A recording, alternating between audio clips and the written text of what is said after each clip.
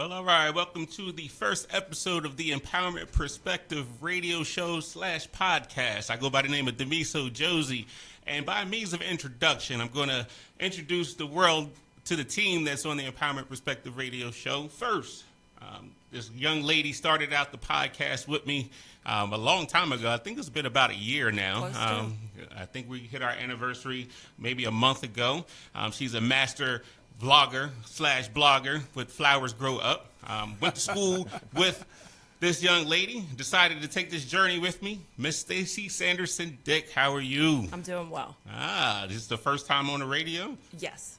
I've never called in, never. Nothing. No. You're handling it like a professional, though. Yes. I appreciate it. We'll see. All right. So we started this journey about a year ago.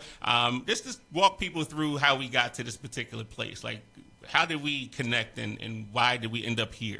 It started on social media, just posts that we were both putting up there and that we connected over a couple of things that we were kind of going in the same direction. Mm-hmm. And you reached out to me and asked me if I wanted to jump on board with something with you. And for the first time in my life, I didn't think too hard about it or overthink it and talk myself out of it.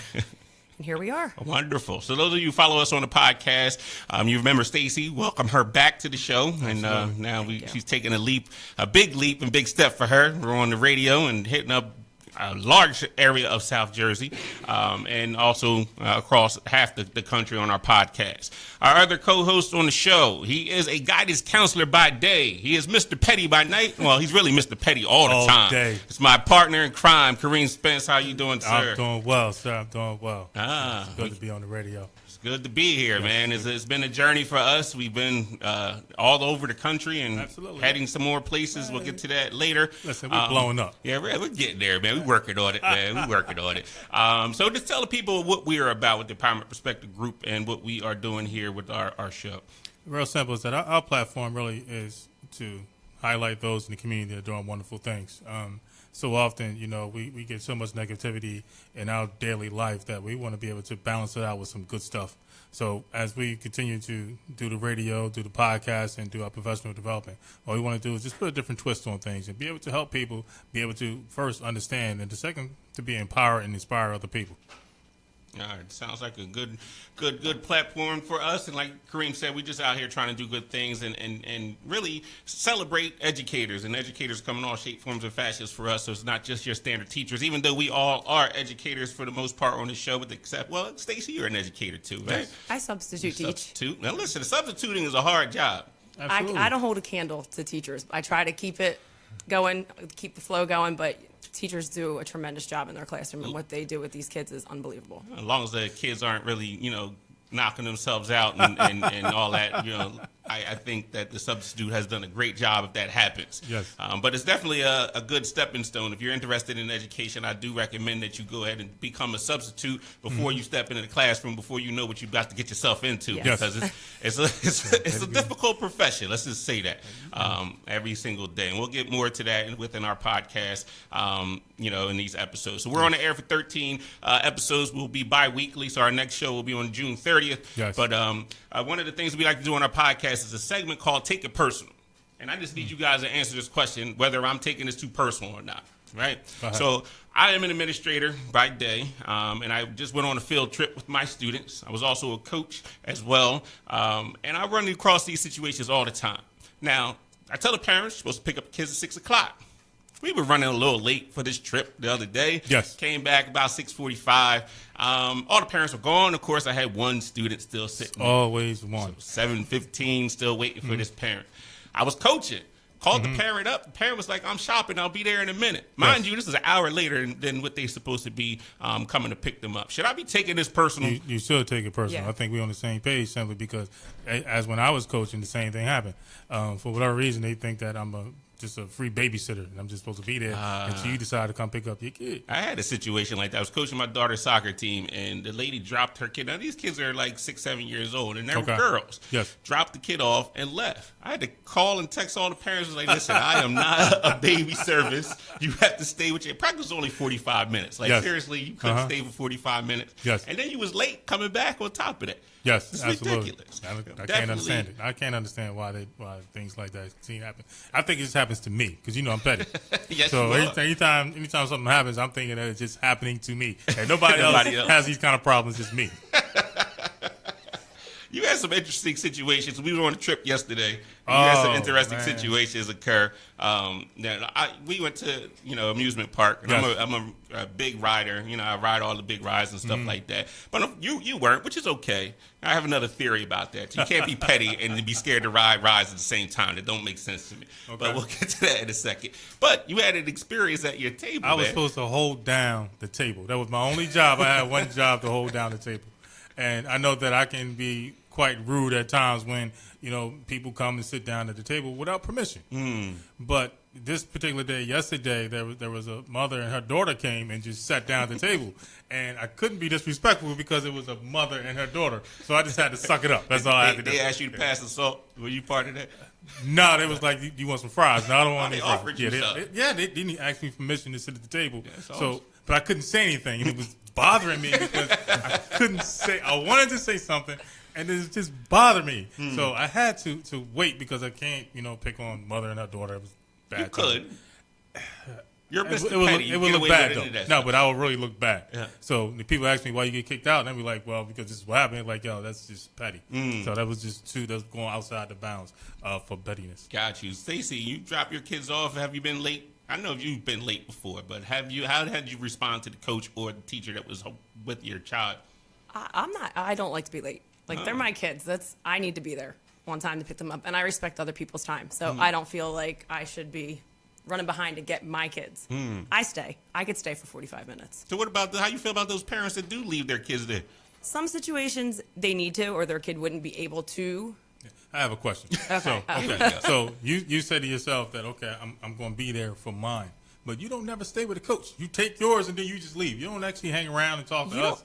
No. You don't want me to coach? No, I don't want you to coach. I just want you to hang out so you can actually feel what I'm feeling. You just sit there. That's why I don't coach. No, I'm saying as a parent, you just sit there and you wait till the last child's picked up like me. Oh, no. Oh. See, that's petty. That's petty. That was very petty. So I'm Mrs. Petty now? Yes. You can be. Petty, too. So in a few minutes, we're going to actually, a few seconds, we're going to go to a commercial break. We'll be back in a few minutes. We have some special guests in the building today. We have Miss Darlyne Dehaan, who's on her way. We're going to welcome her to the Cumberland County area. And we also have some gentlemen here that are doing some wonderful things in the city of Vineland. We're going to get to them as well. And then we got some more things in store at the end, obviously, of the podcast. I keep saying podcast, radio show. Yes. So we'll be back in a few minutes. We got to pay these bills. Stay tuned. Seabrook has been helping families find the courage to recover from alcoholism, drug addiction, and other co-occurring disorders for nearly half a century. Our programs include the Family Matrix program that allows families to heal and begin to strengthen the family bonds strained by addiction. Seabrook has 5 locations throughout New Jersey with inpatient rehabilitation, extended care, and outpatient treatments. If you or a loved one is suffering from addiction, please call or visit us online today. Seabrook, the heart of recovery. Millville Savings now has a special offer to help potential homeowners save $1,000 on home mortgages. That's right, save $1,000 on closing costs on new loans from Millville Savings. But don't wait. Now's the time to get that new home you've been dreaming of. So if you're tired of the big banks, go small. Visit millvillesavings.com or call for more information. Millville Savings, small but strong. Restrictions apply, subject to credit approval. Member FDIC and an equal housing lender. SNJ Today is giving away a brand new Harley-Davidson road bike. Compliments of Atlantic County Harley-Davidson in Galloway. No kidding. Enter to win through our free SNJ Today news app, where you'll get the latest news anytime, anywhere. Simply download the free app from the App Store and fill out the entry form. It's that simple. One winner will be selected at random from a drawing on July 15th, 2018. Restrictions apply. Go to snjtoday.com/rules for complete details. Hi, I'm Ed Deal. In 1974, my family founded Seabrook to help people recover from addiction in an atmosphere of love. You could say that recovery is in our DNA. Today, with 5 locations and many treatment options, Seabrook is much more than a house. We are the heart of recovery. If you or someone you love is struggling with addiction, we're ready to help. Call 800-761-7575 or visit seabrook.org for information. Thank you. Okay, and we are back. Thank you, everyone, for listening in. So, again, this is the Empowerment Perspective radio show, and we have two special guests. And actually, I just found these guys in the parking lot. I went to go pick up some chicken, and I seen they were actually giving stuff away. So I said to myself, you know what? It's a possibility that these guys may be doing something really good in the community, and let's go see. Let's go actually see if they're willing just to, on the spot, just come and share their mission and their purpose and what they're doing. So we'll walk over and, first guy, we eye to eye, and he introduced himself. So again, let's welcome Pastor Robinson and his guy, Buster Gale, to the show. Hello. How you doing? How y'all doing? God bless. Yes. So again, as I said, I seen you guys in the parking lot, and what were you guys doing? Yeah, so we are a ministry beyond the four walls, as we like to call it. Our mandate is loving people back to life. We've been in ministry for 5 years in Vineland, and every third Saturday of the summer months, we go out into the community, and we would love just to more or less hand out clothes and food. We offer prayer, and we just want to be a staple in the community to let people know that one of the first questions we get when people see us out there is, how much does this stuff cost? Mm-hmm. And I love it because that's a great segue for me to say Jesus paid it all. Okay. It's all paid at the cross. So, okay. Yeah. Now, you guys didn't know me from nowhere, so why did you guys follow me to the studio? Well, number one, I loved your car. So I'm a Beamer person as well. You look friendly, and you had a bag of chicken. So it's that car, man. The car. That is awesome. Well, listen, one of the things we like to talk about on our show is discovering people's why. Mm-hmm. And we feel like in order for you to do great things in life, that you have to have a deep why and to push you through those dark moments in your life. Like, why did you decide, and what was your why in terms of this mission that you're on? Like, what is your why? Yeah, awesome question. So, Romans 12th chapter lets us know that this is our reasonable service. Mm-hmm. I don't look at this as an opportunity. I look at this as a reasonable service that we should be giving back. So many churches in the community, and, we all have our different purposes. And I realized that I do not want to be a church that sits inside of the four walls. Mm. But we need to be a church and mission and action where people can see us and showing the love of Christ. Because, when we say we love somebody, that's an action word. Mm-hmm. They need to actually see that. So, once again, there's a lot of hurting people out here in the community. These clothes mean so much to some people, stuff that we just disregard, but it means so much to someone who don't have. A bottle of water, a sandwich, just the word of encouragement. So that's our why. Our why is to give back because it is our reasonable service. Got you. Brother Buster, why did you decide to join this mission? Well, I'm following my pastor, and he taught us iron sharpens iron. Mm-hmm. So we have to be together. Mm-hmm. If I'm blessed, why not give a blessing back to somebody else? Because, like he said, there's a lot of people out there that don't know God, and I'm learning and knowing God every day myself, and by following him, he's teaching me more, so I have to give more back. Right. That's one of the major messages that we come across with the Empowerment Perspective Group is that still sharp is still idea. We talk about it all the time that, we don't put ourselves around people that are going to take away from our goal. Yes. We put ourselves around people that are better than us, smarter than us, want to work harder than us, and then we try to beat them. That's just our mission. And then you find yourself, that's how you grow. You put yourself around those people, and then at some point, though, you're going to have to find another group of people and find some more steel and sharpen with those as well. So that's been our mission, and it doesn't surprise me that this happened. You know what I mean? So, obviously Kareem recognized the good that you guys were doing, and then, hopefully maybe in the future we'll work on some collaboration and do some things to help you guys down there in Vineland as well.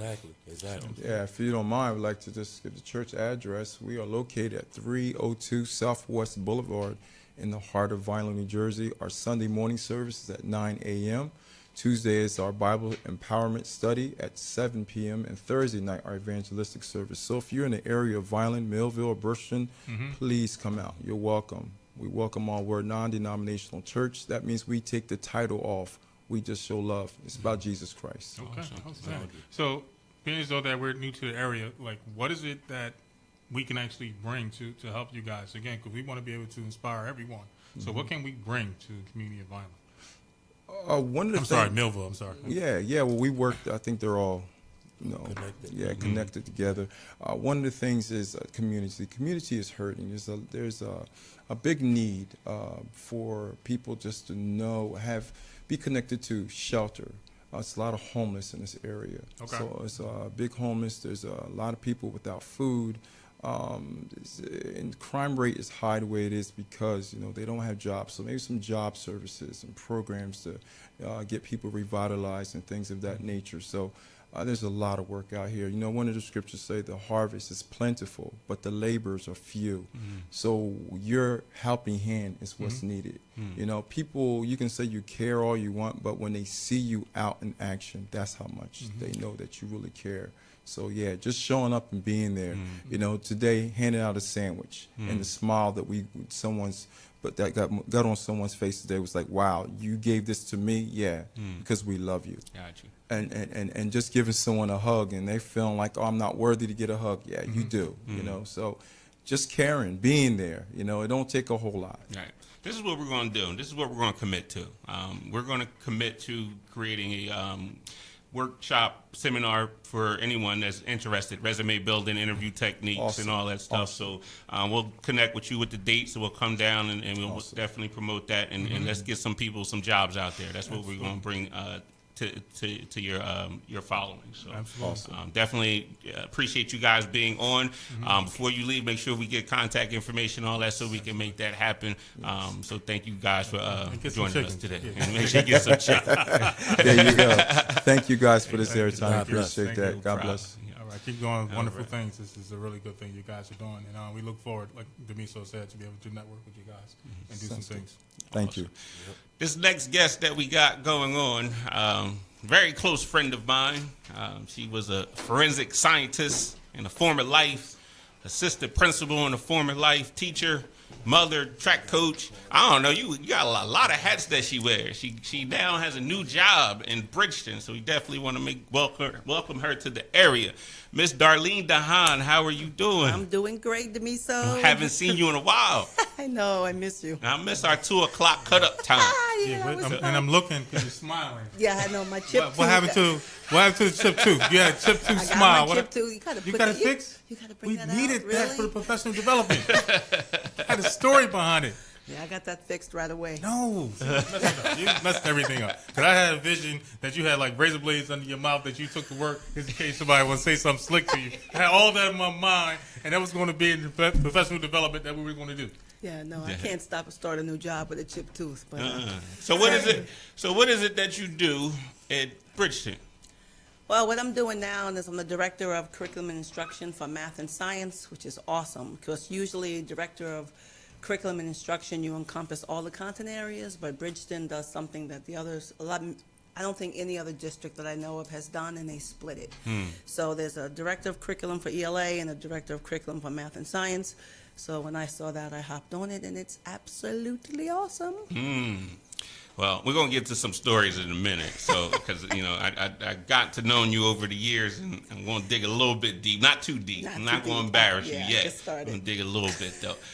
Tell us about your journey into education. Why did you decide to get into education? Well, at first, when I started in it, the reason I actually came into education was because when I was an undergrad, I was strongly discouraged to pursue my education in math and science. And so I was a chemistry major, biochem major, and a math major, and I had a little struggles there. So I was strongly discouraged, not to be in that field. And they were like, oh, why don't you try something simpler? Why don't you try something easier? But I think the greatest impact I had was that I was the only African-American woman in that field. So I was like, really? I just couldn't believe it. So I told myself when I came out and when I graduated, I wanted to do something back.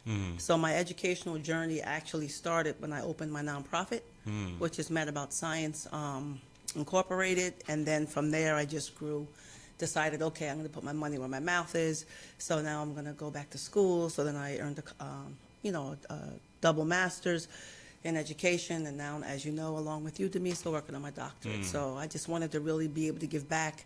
I wanted to see more minorities and females, especially low income, because I was low income growing up, just being able to do a lot more in math and science and STEM than we are, because we're not represented. No. Blacks are not represented at all. Absolutely. And I know we've done some presentations on STEM and trying to get that message out there. Just came back from Chicago not too long ago with STEMCon out there trying to push that that agenda.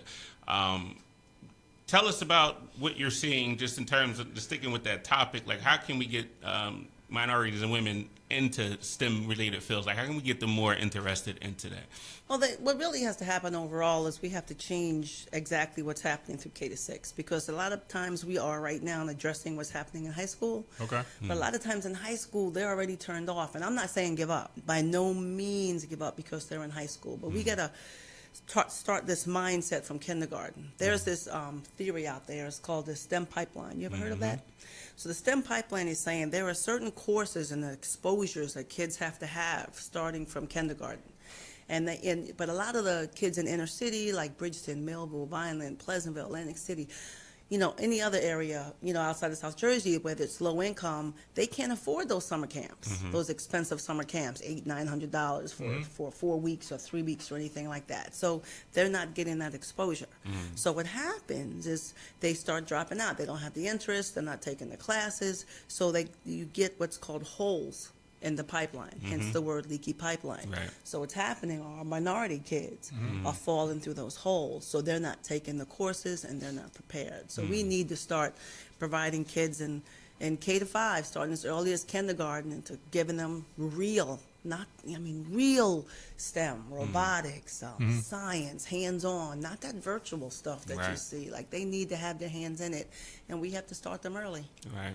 I think you raised a great point, and I think, the educators, specifically with minority students, we got to do a better job of pushing those minority students. Yes. We did a podcast with my brother, who's an electrical engineer, travels all over the world and does great things.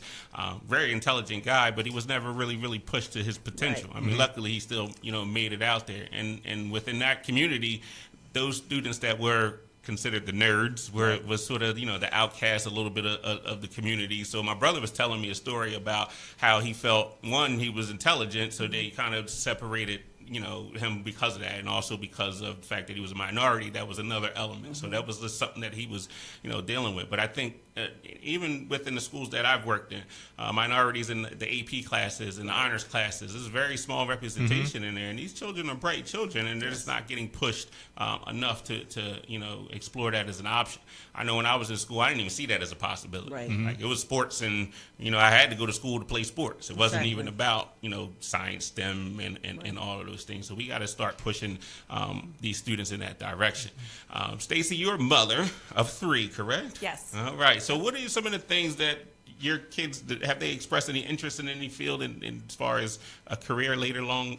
Specifically your daughter, I want to know. Is she interested in anything She's yet? 6, so I don't think she's looking career goals yet. We survived first grade. She's not giving you the vet, the doctor, the astronaut. No. Typical stuff. I'm going MMA with her right now. Oh. If we're leaning towards a career like Ronda Rousey. That's Well, nice. she got knocked out when she faced somebody real. But Sophie, I think, is going to, I don't know. What about your boys? Connor wants to play in the NBA, so he's outside all day, every day. But my other son is definitely involved into the computer world, and he wants a YouTube channel, and he wants to do all these things. But again, I looked into the camp for him to go for 1 week. It was like $900. I'm like, I can't do it. Right. And I feel bad, but it's too much. So as a parent, what are some things that you do to sort of foster those dreams in your kids? I buy resources I can afford.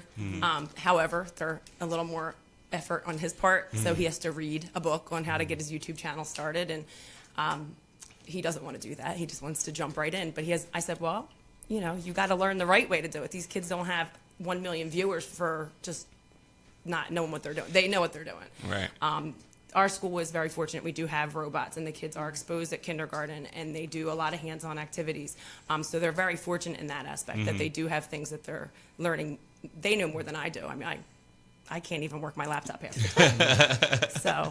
Well, let me jump in for a second, because you said something that was really big. You said that your son wants to go into the NBA. Yes. So my question has always been is, why can't we make school exciting? Why can't we make it seem as though that this is a really glamorous thing to do? Right now, school is boring. Absolutely. It really is. Kids are unmotivated. They are unmotivated. I don't know Well, how to motivate them. It's a two-edged sword to me, right? So if you followed a student from the time he walked into the building to the time he left, you would fall asleep as a parent. Yes. You would go into class, and after class, and hear the person talk, there's very little creativity going on that's going to engage them in that. So that you got that part of it. The other part of it is some of the things that me and Kareem have been trying to instill in our kids is developing a why in them, and having a reason to go to school. We always ask the kids, like, why do you come to school? And they'll be like, to learn. Like, to learn what? Like, what do you want to do? And it's easy for anybody. If you don't have a why, it's so easy to quit. Yes. It's so easy to be like, all right, I don't need to do it, and I'm going to go this direction. The other thing that I try to instill in students is having non-negotiables. Like, there's certain things in life that you're just going to have to do, and you have to make it a part of your routine. Absolutely. And if you don't have that mentality, especially as a young person and a child going to school, you don't see it as a non-negotiable. It's easy for you to sleep in. It's Absolutely. easy for you to miss 30 days of school, and now you got the state getting ready to knock at your door because you get fined. It's nothing. It's nothing. Well, here's the other thing. It brings a little bit more excitement because now you get a lot more attention. The teachers want to know why you're not in school. The principal want to know why you're not in school. The guidance counselor want to know why you're not in school. So now you get placed on the platform where you're getting a lot of attention. And the kids looking at you like, man, you got to stay home? Man, that's great. What do you do all day? Man, I play PlayStation. I play Xbox. I do all these things every day, all day. They talk about the season they built on 2K19. So again, when the school in itself does not seem like it's an exciting lifestyle, now what happens is you turn off a whole generation of kids. And they don't even know that the career path that they're selecting to be a professional athlete, how tough it is. Like, that's not easy. No, not at all. 2 days, 3 days, weight room, and the commitment that it takes. But we don't make it seem like it's exciting education. You come to school, sit here for 40 minutes or 90 minutes in the block, and you just sit there and let me talk to you. Yeah. Well, I think it's important with your non-negotiables too, is we teach the kids to set them. I think a lot of times the parents set the negotiables. Like, you're going to maintain this GPA, you're going to do this, and they don't get a say in it. So it's a fine line between letting them, we've talked about this a lot of times, that taking that safety net away and letting them set the bar for themselves. But our non-negotiable is you have to set the bar. Like, you can't sit home and play PlayStation all day. Like, that was one of the things that I was going to say, that as far as educators and parents, we don't do enough of asking students and our children of what they want and how can we help them. How many times as a parent have we went up to our child and was like, well, how can I help you? That conversation really never, ever really happens, especially our teachers or a lot of them won't, and administrators, a lot of them won't just ask these kids, like, how can we help them and inform their education, shape their education around them. And I like to use the example as if, like, you're going to a restaurant. So there's been many times that I went into, like, Chick-fil-A, and nobody knew what they wanted on the menu. Like, there's a whole bunch of things on the menu that you can actually select. And nobody knows. Chick-fil-A only does one thing. They do chicken. That's it. So you either want it on bread or you don't want it on bread. So when you have a student or you have your child and they're sitting there looking at the menu and they don't know what they want, now what happens is that you're holding everyone else up. And after a while, people start getting angry. Right. Like, why you don't know what you want to do? Just pick something on the menu. At least if you don't like it, now we can cross it off. So even with your child, just pick something. I don't care what it is. You pick something, and now we know that you don't like it, and we move on to the next thing. But when you continuously don't want to select anything, now as an educator, now as a parent, I can't help you because you haven't made that selection. And I also think what we have to do is we need to stop asking kids what do they want to do when they grow up, and instead ask them what problems do they want to solve. Because that changes the entire conversation. So if you have a conversation, what do you want to solve in the world? And then that'll help guide them instead of just saying, who knows what they want to be? No, you don't know what you want to be. Right. I changed my major so many times in college it wasn't funny. Yeah. So, but if you say what problems do you want to solve, then the entire conversation changes. Absolutely. And the other key also is we got to get our kids to not necessarily worry about the end game. Right? So you want to go to the NBA, that's great to have a destination, but you need to be more concerned about the process, because there's a lot that comes along with trying to get to the NBA, discipline and all the work ethic and all that stuff. Those are the tools and things that you need to be developing and getting them to enjoy the process, because that's where life lives, is within the process. Absolutely. I mean, and everything. And when you're getting married, right? So me and my wife got married 11 years ago, I think it was, and it was all about that day. and I didn't get a chance to enjoy the process of picking out the colors and picking out the tuxedo and all that stuff, and it kind of just went like that, and it was like. That's it. It was just a big party at the end of the day. You know what I'm saying? Not enjoying the process. Party. It is a glorified party. We're going to talk about that on another episode of My Opinions on Marriage. Don't do it. No. Just joking. Just joking. We're supposed to bleep that out. I don't want him to get in no trouble. We go to Atlanta on Thursday. We'll get in no trouble. Now, Darlyne, you do a lot with English language learners, and you have some things in the works with that. Talk about what you're doing. Say it in Spanish. She can say it in Spanish. Yo puedo hablar español, ¿qué piensa? Yes. Okay. What she said? She said, she just called you petty. Yes, in Spanish, by the way. Absolutely.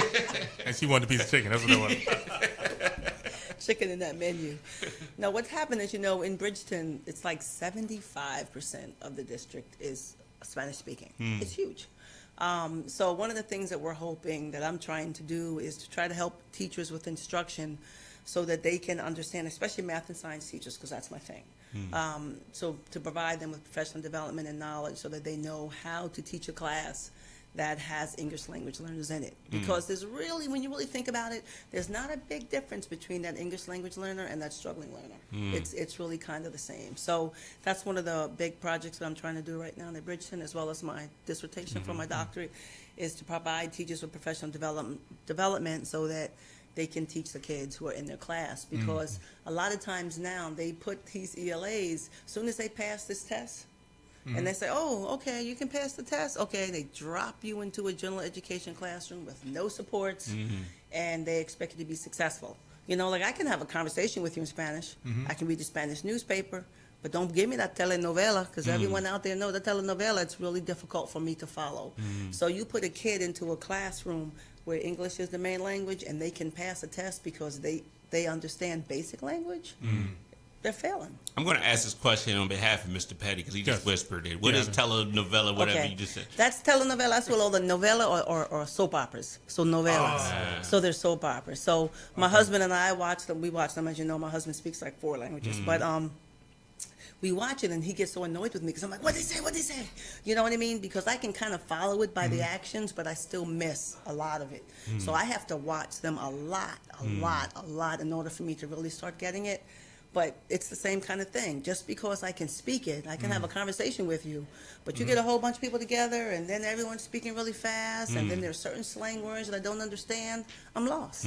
And that's those kids in that classroom. Right. Because conversational Spanish is way different than academic. Right. I'm English. So it's hard.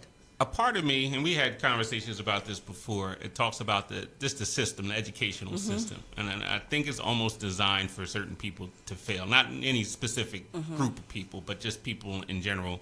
And I think that bleeds the line in terms of, we live in a capitalistic society. You got to have a winner and loser. And you've taken that model and putting it in the educational field, and it's kind of like a sink or swim model. And the bad part is you got people that are sinking that need lifelines, but the system saying there has to have a winner, it has to have a loser. You have to have somebody have A's, you got to have somebody that's in honors, you got to have somebody that's failing. We need retention, we need summer school stuff, and it's to the point even in the States. You probably can relate to some of this. Like, why did they change math, right? The way we do math. Like, I feel like it was designed to fail. Now we're in a generation right now. Like, I can't even help my kids, to solve the problems because they completely teach the. I really think that they did that on purpose. That's what I'm saying. It's intentional to cause confusion within the household. The person that did that was petty? Yes, absolutely. They were really petty. Because now what happens is that you get a kid that comes home and he doesn't know what to do because he probably wasn't paying attention because he's thinking about the NBA. And now he's asking mom or dad, hey, what do I do with this? And they're looking like, I have no idea. And it's just like 3rd grade math they can't do. You're talking about parents some parents even went to college and got a doctorate degree, can't do 3rd grade math now. That makes no sense.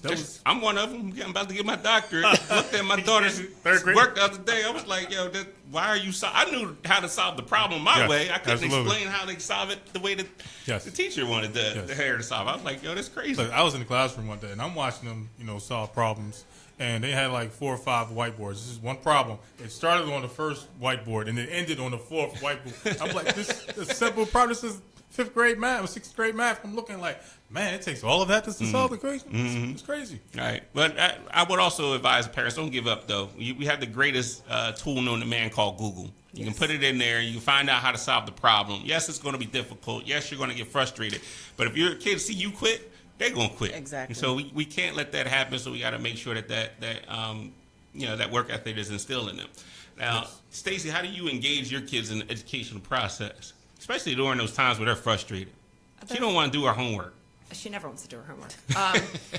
She does it well with other people. With me, she doesn't want to do it. It's always a battle between us. But it's mandatory. You have to do your homework. It's a non-negotiable. But I think I'm getting to the point with my boys that I'm still too involved in certain things. Like, my mom never read the book report or the book that I had to do my book report on. But to help my son get through his, I have to hurry up and go through this. I don't want to read it. I've already done it in school. I'm done. Yes. But I have to do it to help him get through it. And there's times where he's waiting until the last minute, and I'm still sitting there flipping through the book. I know you're making a face like I'm doing way too much work.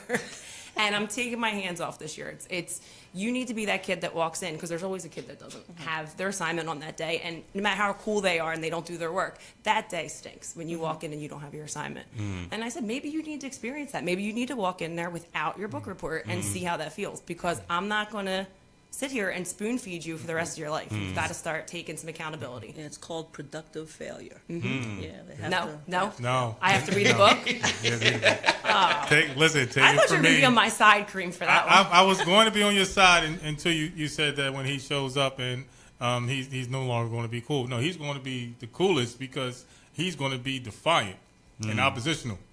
All the cool kids are defiant and oppositional. So how do we motivate them? That's my biggest. You have to motivate the cool kids to want to be able to do the work. Once you get the cool kids to do it, then you get the whole classroom. All the kids are going to follow those that get their most attention. And as an assistant principal, I use the tactic with discipline, right? So if I find that one influential kid, be it negative or whatever, that influential kid, I know I can change at least 5 other behaviors if I can reach that one particular kid. So that's definitely a great point there. I did have a question. I just lost my train of thought. So we talk about student engagement from a parent perspective. I also think that parents need to set those examples. Part of the reason I'm going back to get my doctorate is so that my kids can see me go through it. And it's part of the routine. They know we all sit down at the kitchen counter. I'm working on something. They're working on something. It's a non-negotiable. And as I'm to the point I don't even have to tell them to do their homework. My youngest usually gives me a little bit, but she's me, so that's just what happens. But she hit me with this the other day. So Simone, the oldest one, finished their homework before the end of the school year, so she didn't have homework. The little one kept bringing homework in, and I was like, JD, your teacher is mean. She shouldn't be giving you homework this time of the year. So then the last day, the homework was due, and I was like, where's your homework? She's like, I ain't do my homework. I was like, why? She's like, I got a homework pass. And then the homework pass. I was like, all right, I'll give you that one. Got a homework pass? I'll give you that one. That is too funny. Man. So when you finish up your doctorate, what are we talking here? December 2019. Yes. Are we having a party? Oh, we're having a big party. What island we going to? I don't care. Just name it. I just want it. You want me to name it? Yeah, you can name it. You going to pay for it? No. Oh. you do know that when you have a party, you're supposed to pay for everything. I pay for the food. Oh, because he just mentioned wedding, and I go to plenty of weddings that I don't have to pay to get in. You give a gift. You got to give a gift. You got to give a gift. Monetary, too. Monetary? Yeah, monetary gift. Is it like a limit? What's the high and low number here? We can gamble. We gamble in Jersey now. What's the high and low? Yes. So what is the rule? Supposed to be like the per now. Person. Isn't that the etiquette though? The per person like rate, which I don't look at the place where I'm going to see what they charge per person, but I thought that was kind of like the ballpark. Who does that? Listen, it just depends how well I know you. If I know you really well, I give a certain amount. If I, really don't know you that well, then I give a lower amount. That's generally how I do it. If up to my husband, he wouldn't give anything. We just go. My people do this, right? You get the invitation. They put +3 on the invitation and send it back. And then you ain't getting no money on top of that. On top of that. I said, how you going to say +2? On top of that. Absolutely. That is crazy.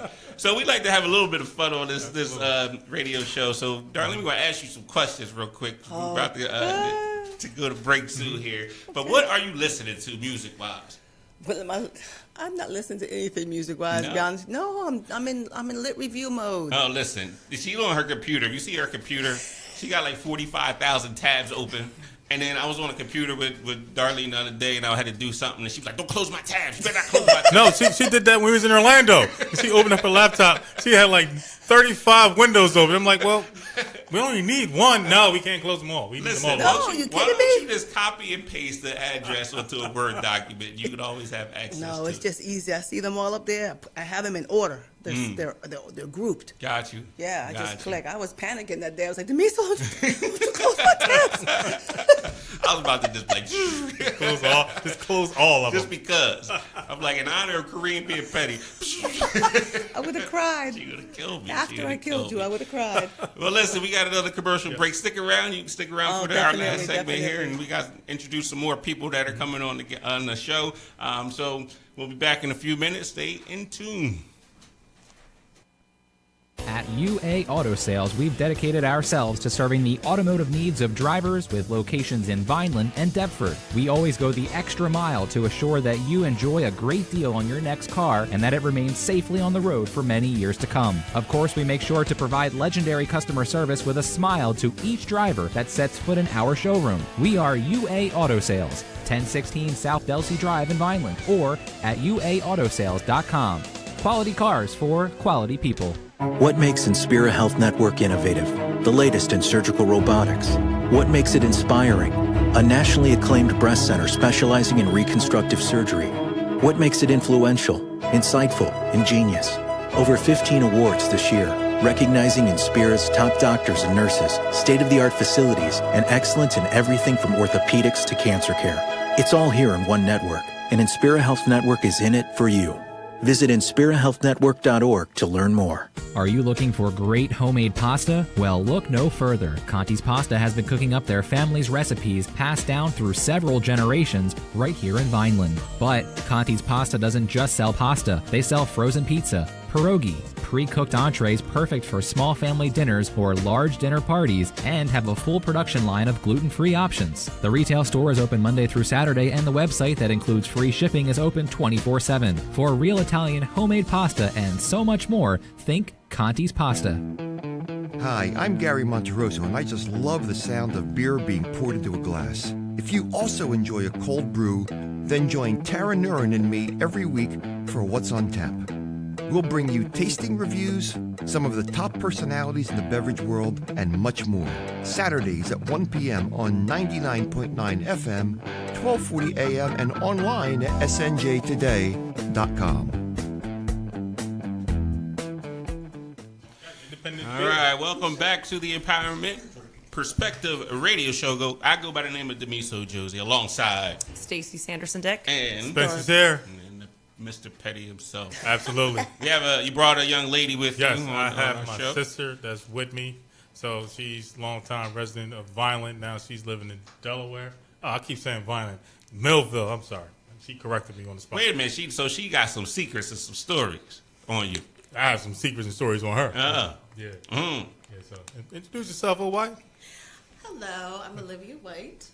Yes. Grew up here in Millville. Yes, old white. That's Old what White. Old white, absolutely. So, he was Del State. That's where you were. Del State. Yeah. So when we met, she was actually working at Dover Downs, and she was actually working the front desk. My brother was running the front desk at the time, so he's like, "Yo, you got to hang out with old white." So I started hanging out with old white, and I said, "You know what? This is gonna be my little sister. I'm just going to adopt her." Was the building named the Carter by any chance? No, it wasn't the Carter. It should have been the Carter. Listen, where they lived, their apartment complex was the Carter. Everything was going down where they lived down there in Dover. Well, welcome to the show. Thank you. Yes. I don't know how or why you linked up with this guy. Fun. He's a lot of fun. He's a lot of fun. Yes. So, all right, give us a story about me and you hanging out. Oh, my. Yeah, what do you got? Oh, well, we've had a lot of times hanging out. AC. Oh, you don't want to talk about that, do you? Oh, no.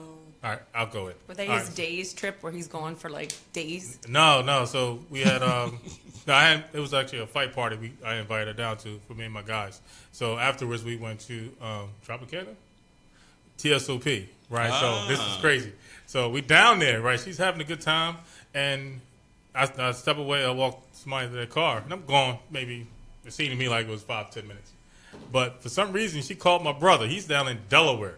And she calls him. She said, listen, I can't find him. I don't know. So she went in panic mode. So he's like, yo, where you at? I said, I'm in Tropicana. He's like, well, where's O White? I said, she's still having fun. He's like, oh, well, she's panicking. Can you go find her? I'm like, so I find her. I'm like, yo, what's going on? She's like, I didn't know where you were. I said, my cousins are right there. You found me. And she was in panic mode. Yeah, I'm down here by myself. I don't know these men. They're strange men. No. She was hanging out with me, and if you're with me, then you with me, and everybody's going to take care of you. She just called you a strange man. I'm pretty sure she just called you that. But yet, she accepted the invitation. She accepted the invitation and she came on down. So why Dell State? Well, I grew up in Millville. When I went to Millville, it was predominantly white. And I always wanted to go to a black college. I got accepted to Dell State, and there I was. But I didn't finish my undergraduate at Dell State. I transferred. Got a little tired of the hood. So I had to transfer. And I graduated from Wilmington University. And what's your degree? Hospitality management. Really? I was a supervisor at the front desk at Dover Downs, working under his brother. So let me ask you this question. How can I get an insider? You know, the guy with the white gloves come in, pour my water and all. How can an average person, how can I get an insider at a hotel? Well, the industry we worked in was mostly gambling, so more money, the more inside you get. Gotcha. More money you drop, the more money you spend, the more inside you get. More love you get. Yep. Let's talk discounts. So we're going to travel pretty soon. How much would it cost me to get an upgrade when you worked at Dover Downs? Like, I want to upgrade my room. Like, how much would I have to give you to give me an upgrade? How does that work? He ain't talking about giving a company. He said give right. you. Yeah. Well, you know, I got a lot of monetary gifts at Dover Downs when I worked there. From $500 to $1,000, $2,000 people would give me for upgrades. So, you know, hey, but we cool. So I'm charging you. Yeah, I don't know if I want to pay twice the amount for the hotel room. I'm trying to get a discount. I'm thinking free. $500. I want to get in the hotel for free. Oh, you can get a free room, but you're going to pay me. Oh, that's not free, though. See, customer service is really, really important to me, especially when I go to these hotels. If you're not smiling when I walk up and you give me an attitude and all that stuff, I already know what the rest of my experience in the hotel is going to be. And we've been traveling a lot, and we've been to some crazy places. There was one place in Michigan threw me a curveball, though. When we stayed at Michigan, the guy at the front desk, he was nice. But then we walked around the corner. Lady? No, not the lady. The guy at the counter where we checked in, yes. He was nice. And then we walked around the corner and just went downhill from there. I don't understand. I ain't going to blow up the chain of this hotel that we stayed I'll blow it up. I'm not going to say their name because they may want to advertise with us. So it was a lady, right? For some reason, we're walking around. We're trying to figure out where we can set up and do a podcast. She kept asking us what we were looking for. And we're like, no, we're okay. We're fine. We're just looking around. Yeah, but what are you looking for? Like, she actually lives there, and that was hers. Like, why are you guys just walking around looking for locations? I'm just looking so we can find a spot to have a podcast. But I thought she was the manager, the way she was talking to us. I thought she was the owner. I'm going to do that. We go in Atlanta. I'm going to walk around and be like, what are you looking for? Can I help you? I don't know if it's going to work. We go to Bankhead. I definitely don't think that's going to work. True that. They could always be as friendly as the lady I met at the place when we were in Orlando. Oh. Can you enlighten our listeners? Can we enlighten our listeners? We're having breakfast and she started singing to you? Not like this, I wish. Talking about that one. I thought you was talking about. No, I'm talking about the one at the bar that night. Which one? Oh, the one that was stalking you. That one. Listen, Darlyne has some experiences on that particular trip. That was funny. Yeah, that was hilarious. I thought you was to talking everybody about, but me, that was hilarious. Yeah, I thought you was talking about we was having breakfast and she just kept serenading you. That lady. I don't remember that one, thank God. We were there, and did they mess your food up or something? Of course, they always mess my food up. But she just kept singing like it was. So and the lady kept singing, and I'm like, why is she singing? Too busy singing, messing my order up. I just ordered some eggs. It wasn't like it was difficult. Like, just messing up my order. Oh, yeah, I remember now. Yeah. Interesting. So we got a couple more minutes here. I do want to get into some summertime tips for parents and things of that nature. So I'm going to actually lean on Stacey for this. When summertime's coming, kids are out of school. It's here for us. We're done. Yeah. We're done. True We that. finished Friday. True that. So how do you keep your kids engaged during the summertime? I have to go the opposite of what I do because I'm bad at procrastinating with certain things too. So the summer packets that come home, this year we're going to try to do it a little different. Give them a week off. You don't have to touch anything. Don't look at anything. Just enjoy a week of rest. But then we're going to start tackling it a little bit at a time. I do agree with the summer packets. I think the kids need to stay engaged all summer with education. I think they do lose a little bit, especially when they're younger. Summer slide. Yeah, I do like our school got rid of, I don't know for every grade, my son's grade, they don't have to read a book this year. So I don't have to read the whole book for book reports and stuff. They're doing, it's called Newsla, I think it is. And they're reading an article and they get to pick their genre and they read like 10 articles and it's all scaled to their grade level. And so I think that'll keep them more engaged and more current on some things that are going on rather than reading this old book that isn't really relevant anymore. So we're going to tackle the packet a little quicker this year instead of waiting till the last minute and then panic mode. They got to go outside. It's disconnect time. We've got to set some limits. Parents, get your kids outside, please. Without their phones. Without their phones, they'll learn how to communicate, learn how to get along, settle conflicts without having any issues, and they'll get their bodies used to some germs too. A lot of you kids are sick because they're not exposed to the germs that are out there. So when they do go out there, they get sick.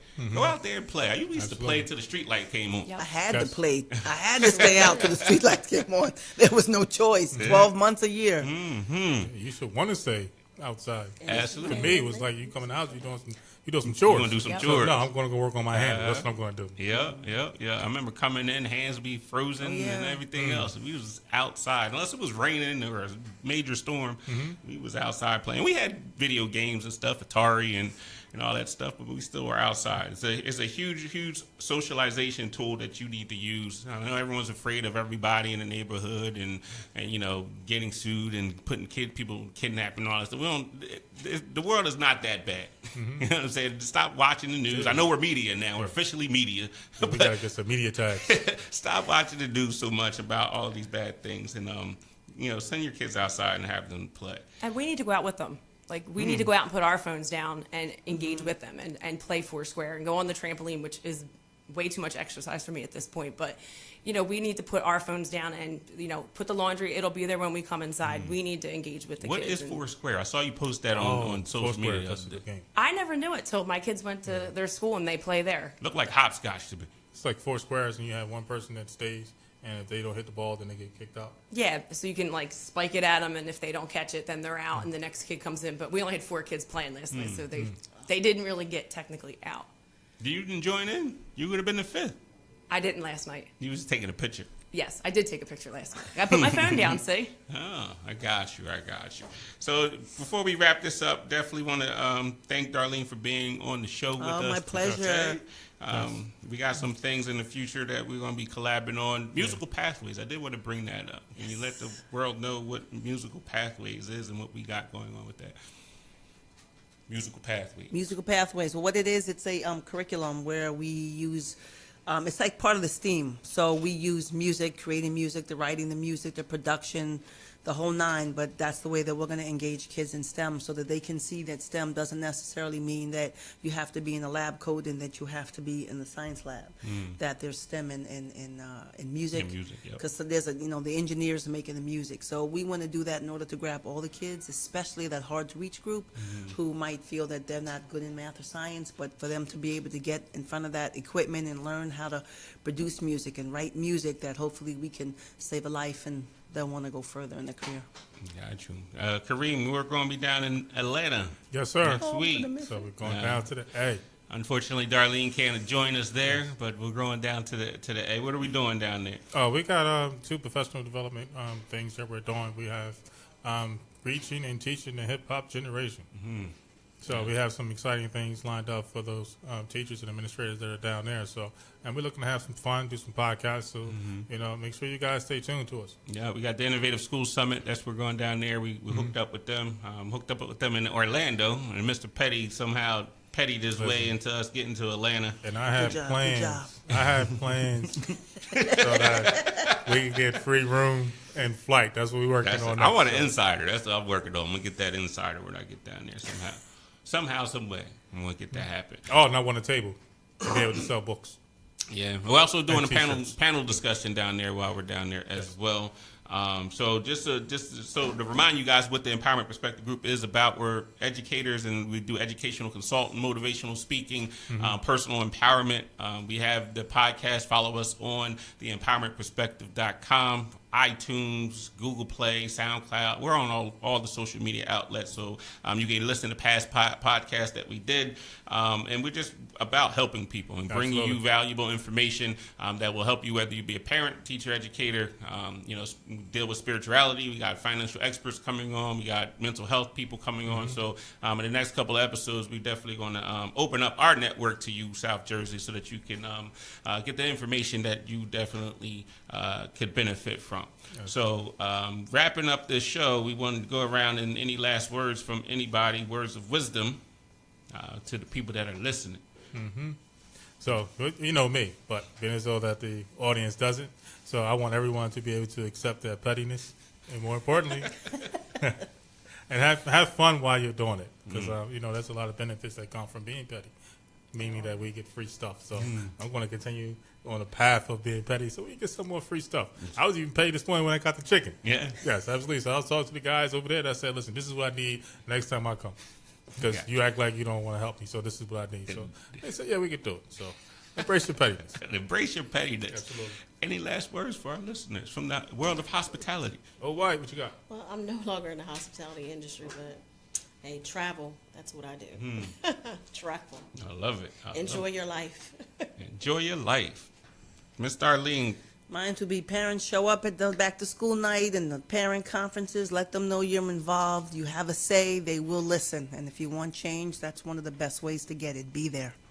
Stacey, any last words of wisdom? I just want to thank you guys for accepting my little break that I kind of took myself from the last podcast. Call it a sabbatical. Yeah, but I'm still working on myself. I think you guys are a little further down the road than I am. Why do you have this perception that we have our stuff together? For a little more. Depends on what area you're talking about. But the biggest thing I've learned is that sometimes taking a step back doesn't always lead to a setback. And I think that's what I've always done. I've always just kind of thrown my hands up. I can't do this. You haven't given up on me yet, so I've always had you behind me. And I'm not going to give up. I told you. I'm not going to give up. This one's not going to be a setback. This is just I took a step back. So I'm thankful that you gave me another shot here today. So thank you. No problem. You were from the beginning. Not going to give up on you. So we like to end the show with today's lesson, or I like to end the show with today's lesson. And today's lesson is stay in your lane. My niece is a swimmer, and I asked her, she's a pretty good swimmer. I said, talk to me about your process of what you go through when you're getting ready for a race. She was like, Uncle, I'm not worried about anybody else that's next to me. I'm just worried about, getting my strokes down as fast as I can and getting to the other side of the pool. I'm not worried about the person to the left of me or the person to the right to me. So in life, we need to stay in our lane. Stop worrying about what the person's doing on social media. Stop worrying about what people are saying that you can and cannot do. Stay in your lane. Stay focused on what you're doing and go after it. And stop worrying, like I said, worrying about what other people think of you. Just stop worrying about, especially the social media thing. It drives me crazy. The people's lives on social media is not real.